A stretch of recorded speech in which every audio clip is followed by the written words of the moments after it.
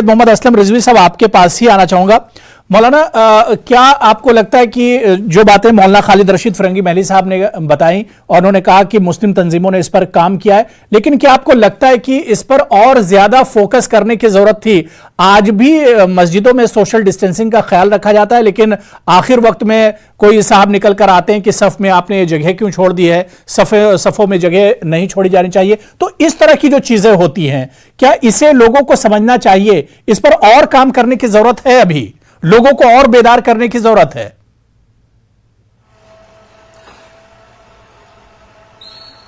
देखिए, मौलाना खालिद रशीद साहब एक बहुत ही जय्यद और मोतबर आलिम है और बहुत ही प्यारी बात आपने फरमाई।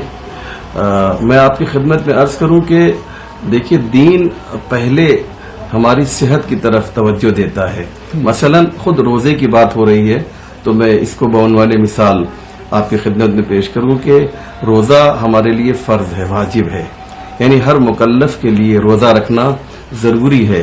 लेकिन जहां रोजे की इतनी ताकीद है, वहीं दीन इस्लाम ये कहता है कि अगर ये रोजा तुम्हारी जान के लिए खतरनाक साबित हो जाए तो तुम्हारे लिए रोजा वाजिब नहीं है। ये जो फर्ज है, ये जो वजूब है, इसे उठा लिया शरीयत ने।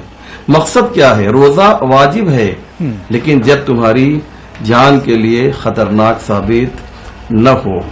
लिहाजा अगर हम ये कहें कि साहब डिस्टेंस की वजह से सफ के अंदर जगह खाली हो गई है, तो ये एक जोश है, ये एक जज्बा है जिसे इस्लाम पसंद नहीं करता है।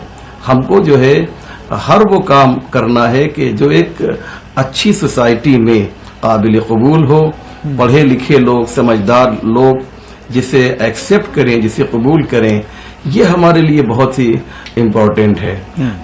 वरना जब हम जिंदा ही नहीं रहेंगे तो रोजा कैसे रखेंगे?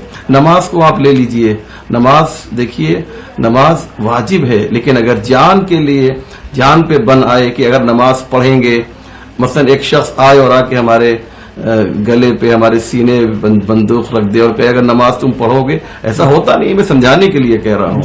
अगर आकर कोई ऐसा कहे कि तुम नमाज पढ़ोगे तो तुम्हें जो है हम शूट कर देंगे, कत्ल कर देंगे। तो जब तक जान का खतरा है, ये जो फर्ज है, ये जो वाजिब है, ये हमसे उठा लिया गया है। लिहाजा हम कोशिश ये करें कि हर वो काम जो हमारे लिए बिल्कुल यानी जान की हिफाजत पहले है, जान की हिफाजत पहले है।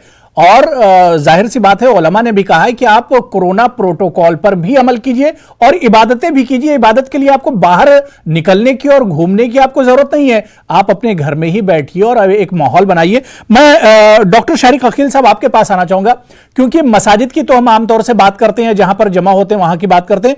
घरों में क्या नज्म होना चाहिए मेडिकल के एतबार से, क्योंकि घर में हम हैं, बाहर भी जाते हैं और आके फिर घर में बच्चों में और फैमिली में फिर घुल मिल जाते हैं। तो ऐसे में घर में किस तरह का माहौल होना चाहिए ताकि हम वबा से भी बचे रहें और हमारी इबादतें भी हो जाए और जो पूरा खानदान है, पूरी फैमिली है, वो भी महफूज रहे?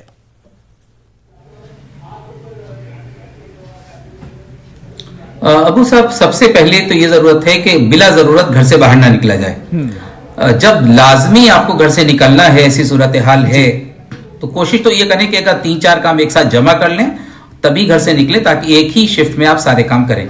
दूसरी बात, घर में दाखिल होने से पहले खूब अच्छी तरह घर के बाहर वॉश बेसिन वगैरह जो होता है, नल टैप वगैरह होता है, उससे आप अपनी छत अच्छी तरह हाथ धोइए। इससे कबल कि आप अपने घर में दाखिल हो तो खूब अच्छी तरह हाथों को धोइए, जो फ्रीक्वेंट हैंड वॉशिंग जिसे कहते हैं ना। हाथ धोना सबसे बड़ा सेहत के ताल्लुक से सबसे बड़ा अमल है हमें बीमारियों से बचाने के लिए। दूसरी चीज ये कि घर में जब आप दाखिल हुए तो बेहतर यह है कि आप अपने कपड़ों को घर के बाहर फौरन सूखने को डाल दें, सूरज के अंदर। सूरज की रोशनी सबसे बड़ा स्टेरिलाइजेशन है।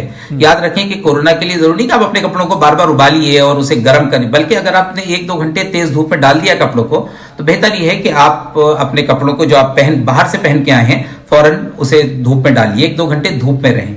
तीसरी चीज ये कि अपने मास्क को हर जगह मत डालिए, खासतौर से डाइनिंग टेबल, अपने बेड पर, बल्कि उसकी एक प्लेस होना चाहिए, एक मकाम पे उसको टांग दीजिए। और वो घर के दरवाजे पर बिल्कुल जो एंट्री आपकी है वहीं पर होना चाहिए। फौरन आप वॉश बेसिन पे जाइए और अपनी नाक को अच्छी तरह साफ कर लीजिए पानी डाल के। अब देखिए रमजान मुबारक है, कितना चाहे आप आइए बाहर से और वुजू कर लीजिए, तो आपने वजू किया तो आपकी तमाम जो जिन चीजों से इन्फेक्शन जा सकता है, कहां से जाता है infection? ENT, ear, nose, throat, तीनों चीजें धुल गई। वरना कम से कम आप अपनी नाक को खूब अच्छी तरह धोइए और हाथ को बहुत अच्छी तरह से कम 1 मिनट खूब अच्छी तरह साबुन से हाथ को धोइए। बाहर बहुत ही तभी निकलिए जब बहुत लाजमी हो और आपको जाना ही जरूरी है, और जब भी बाहर मास्क के बगैर मत जाइए, मास्क लगाइए। और जैसे ही आप आए, और एक बात और आमतौर पे देखा है कि लोग मास्क लगाए रहते हैं, उसको धोते नहीं है। या तो मास्क को चेंज कीजिए, रोजाना चेंज करें, बहुत अच्छा, वरना अपने मास्क को अच्छी तरह धोइए। इस तरह का मास्क इस्तेमाल कीजिए मोटे कपड़े का, जिसे आप अच्छी तरह धो सकते हैं। उसको भी धोना जरूरी। जब आप बाहर से आए तो देखिए उसमें इन्फेक्शन का खतरा है, तो मास्क को धोइए और उसको आयरन कर लीजिए। आयरन करने से वो स्टरलाइज हो जाता है। ये एहतियाती तदाबीर जरूरी हैं। अगर किसी को घर में किसी फैमिली मेंबर को नजला, खांसी, जुकाम या एकदम से भूख कम हो गई या टेस्ट जायका नहीं आ रहा, तो उसको आइसोलेट कीजिए, जिसे सेल्फ आइसोलेशन कहते हैं। उसे अलग कमरे के अंदर रखिए। और जितने भी प्रोटोकॉल हैं, जितने भी कोविड के गाइडलाइंस हैं कि घर के अफराद ऐसे शख्स से जब मिलने जाएं, उसको खाना देने जाएं, तो मास्क का इस्तेमाल करें, सोशल डिस्टेंसिंग रखें, टच ना करें उसके बिस्तर को, उसके टॉवल को, उन चीजों को बिल्कुल अलग कर दें। बिल्कुल, यानी जो उलमा ने जो बातें बताई और माहिरीन और डॉक्टर साहब ने जो बातें बताई, सिर्फ इतना ही है कि आपको बेदार रहना और एहतियात का दामन बिल्कुल आपको नहीं छोड़ना है। आप रमजान का मुबारक महीना, बरकतों का महीना आ रहा है, खूब इबादत कीजिए, लेकिन बिला वजह आपको घर से निकलने की जरूरत नहीं है। आप इबादतों में भी मसरूफ रहिए, इबादतें भी कीजिए और सरकार की जो गाइडलाइन है उस पर भी पूरी तरह से अमल कीजिए। बहुत बहुत शुक्रिया डॉक्टर शारिक अकील साहब हमारे साथ जुड़ने के लिए, मौलाना सैयद मोहम्मद असलम रिजवी साहब और मौलाना खालिद रशीद फिरंगी महली साहब, सभी का बहुत बहुत शुक्रिया हमारे साथ डिबेट में जुड़ने के लिए। आदाब।